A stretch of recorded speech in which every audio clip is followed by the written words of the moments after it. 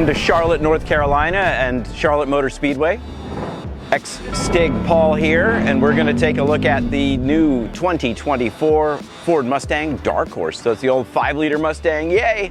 But now putting out a whopping 500 horsepower, 418 pound-feet of torque, revs to 7,500 RPMs. All sorts of cool stuff with this car, so let's have a look. So where are the flaring nostrils? They're right here. There's one on either side.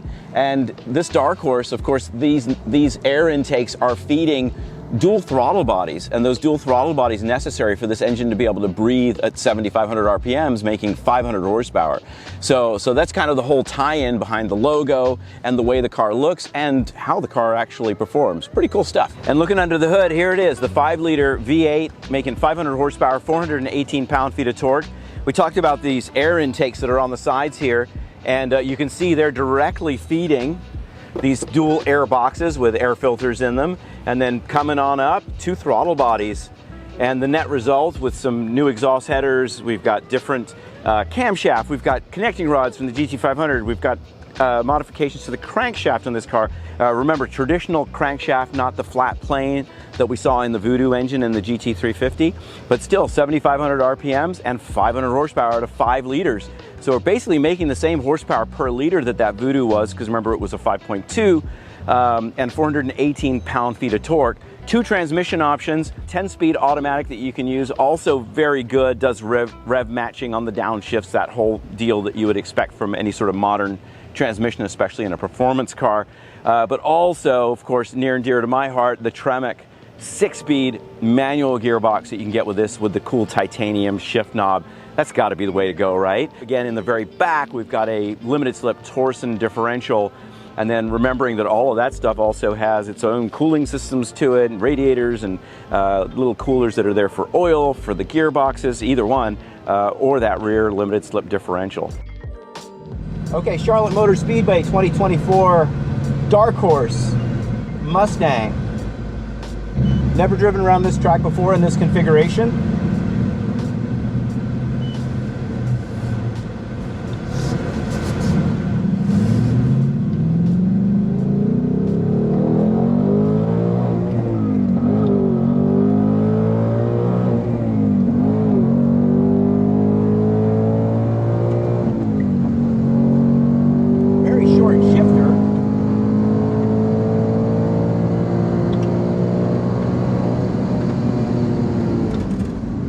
Brake pedal is dyno.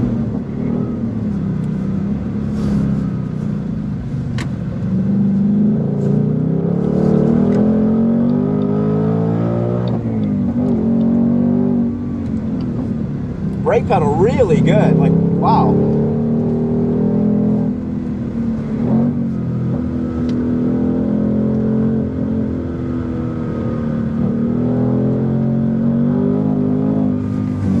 Not the stiffest thing I've ever felt.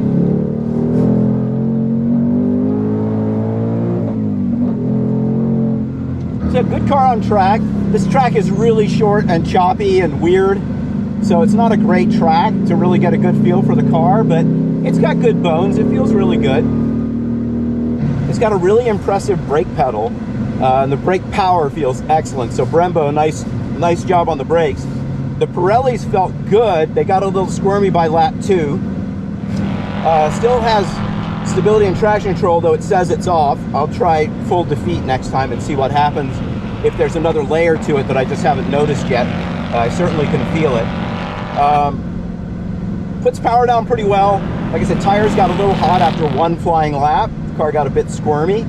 But balance is good. It's funny how it feels way too stiff on the road, and it doesn't feel anywhere near it doesn't feel anywhere near as stiff when you're actually on the track. It suddenly feels too soft. So you got all that going on, but it says I did 1.5 G of braking, 1.38 G in either direction of cornering, and 0.78 G of accelerating. And of course I was only in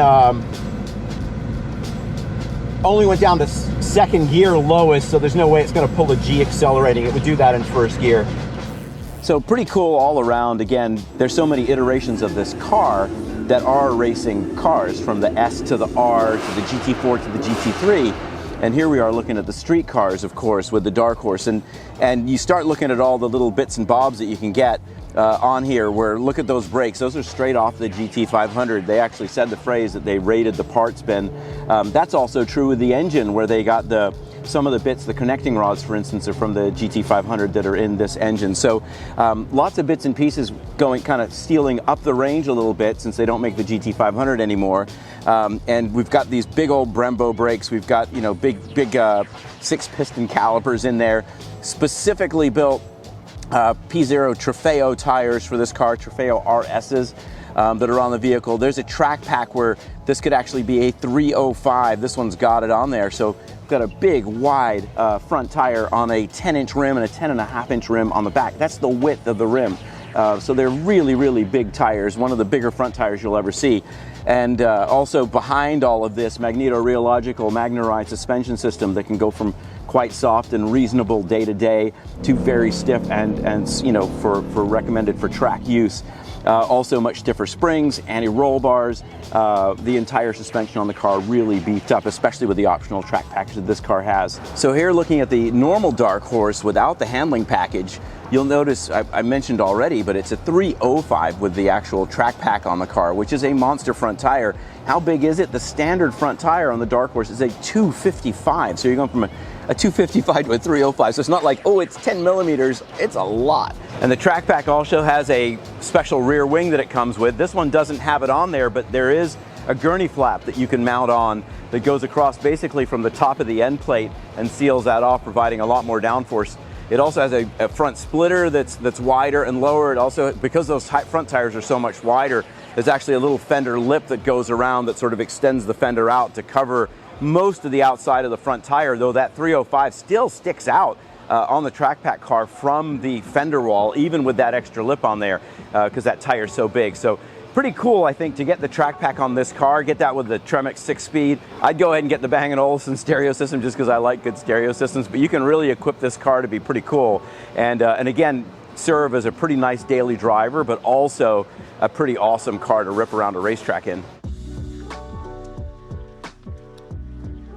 It is a very firm car, but it does have the magneto-rheological shocks on it. So those Magneride shocks, you can put in a normal mode and the ride's actually quite good, and you feel the car almost feeling a bit floaty. It's a bit floaty, but on a fairly stiff spring and a fairly stiff bump rubber and a stiff tire sidewall and all of that. So it's kind of as good as you'll get, and still have a car where when you do tighten those dampers up by putting it in track mode, you'd actually have a track-worthy suspension system. With the optional track package on the car, though, it comes with these big honking 305 front tires, and you definitely feel that really wide rim and wide track, because the car, if the surface is undulating or uneven or even just cambered, you know, for water drainage or something along those lines, you feel the car tracking and following those undulations. In normal mode, it's just, you know, it's an electric power steering system, of course, as is everything shy of a McLaren these days.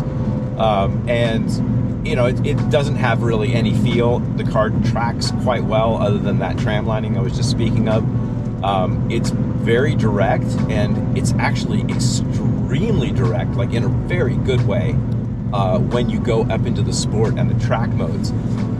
Maybe more so than anything I've ever been in. And the engine, to me, of course, this is not the Voodoo flat plane crank Coyote. This is the regular cross plane crank version within 26 horsepower of the Voodoo engine that was in the GT350. But it has a bit of a different character because of that crank.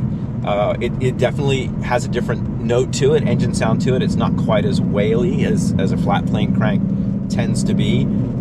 It's more traditional V8 sound, and it's also maybe a bit torquier and not quite as peaky, though maybe that's almost my imagination. It's not a huge difference in that, but it doesn't, the big difference to me is it doesn't feel like it has that rush on the top end when I say peaky. So this one's kind of more of a flatter torque curve all the way through, where I think with the GT350 you can kind of feel the horsepower and torque building really all the way to redline. And this one goes to 7,500, so that's actually pretty decent, but not revving quite as high as the GT350 did. Now the interior of the Dark Horse is, it's what you'd expect. It's a Mustang interior, so it's not going to be the absolute last word in opulence inside a car. It's going to be more functional. They've got a couple of big screens in here, 12.4, 13.2 inches. This guy's all configurable. You can go through and do all the different drive modes, from normal to sport to individual to, of course, the track mode. All of that also changing the modes in the car. So you're also doing not just changing the displays, but also the suspension. So all of that can be done right off of the steering wheel here. So a lot of technology, as we see in cars today, a lot of different modes. It's possible to jump in a lot of these manufacturers' cars that have these types of systems in them that are this performance focused, and have a car that goes from being a timid little track or street car to being a track monster, and that's all done with all these settings here. So pretty fun stuff to play with. Again, especially when they make this sort of difference. So a couple of neat things here. There's actually a regular old handbrake. Now what's strange about this handbrake is it's electromechanical, so you push it down to release it. That's how you actually get rid of the handbrake on the car. But it also has a function where it works in this direction as well, like a traditional handbrake. But what it does is it actually goes in and it actually activates progressively the ABS pump. So what you have here is a hydraulic drifting handbrake on a road car that comes on the car. So pretty fun stuff. And speaking of gear that you want, this shift knob is pretty cool on this car. You can see it sort of has this sort of purpley blue hue. And you might be suspecting maybe this is, and it is. This is titanium. It's actually 3D printed titanium, and then they've colored it to look like the titanium exhausts from the Ford GT race cars that won in Le Mans on their debut in 2016 and went on to do really well in IMSA competition. So cool titanium shift knob. It's actually hollowed out so it doesn't get too hot. If you've ever had a metal shift knob, you know what that could be like. And then sitting next to it is this very cool hydraulic drifting handbrake. One more thing to mention about the Mustang Dark Horse is the late availability of the carbon fiber wheel option. And that, along with the track package, should be something you really consider if you're serious about track use with this new Dark Horse. So the 2024 Ford Mustang Dark Horse is a very good performance car. I was really astonished driving at the very tight little Charlotte Motor Speedway to see the G-forces that the car was generating. The thing that really stood out to me with this car while it was performing really well was it wasn't really talking to me while it was doing it. It really doesn't have a lot of communication or granular feel built into it. Really the only control that really felt good was the throttle. The throttle was quite responsive. The engine pulled really nicely. It was always right there. But both the steering, which was quite numb, even though it was very direct and quick, or the brake pedal, again, super responsive, lots of brake power, but a little bit difficult to modulate. So that's the one caveat to this Mustang that I would bring up with the Dark Horse. While they've done a good job engineering the capabilities of what the car can do and the actual numbers it will produce, it looks great on paper. It performs really, really well. It does hit all those numbers, but it doesn't have exceptional feel. All right, so the 2024 Ford Mustang Dark Horse, what do we think? Well, it's got a lot of really good engineering going in it, and if you know anything about me, that means I'm probably pretty happy. This is a whole group of folks that do a lot of track driving, and this car was built to kind of bridge that gap of being a real track-worthy 30-minute session at full speed kind of car. And also be flexible enough through the magic of technology to actually have a decent daily driver ride to it. Nice stereo system, decent ride, comfortable seats, all of those types of things. But for the manual, the Tremec 6-speed manual, you get the track package with the big fat front tires on it, the aerodynamics, all of that comes with that. 500 horsepower out of this 5-liter engine, pretty darn fun car to drive around a track. Very capable, very quick. All in all, I think, if you're looking for something that could rip around on a track, this Dark Horse with that track package, with a Tremec 6-speed manual car, gets a thumbs up from the former Stig. I think that's a pretty fun car to drive, and I'd pretty much highly recommend it.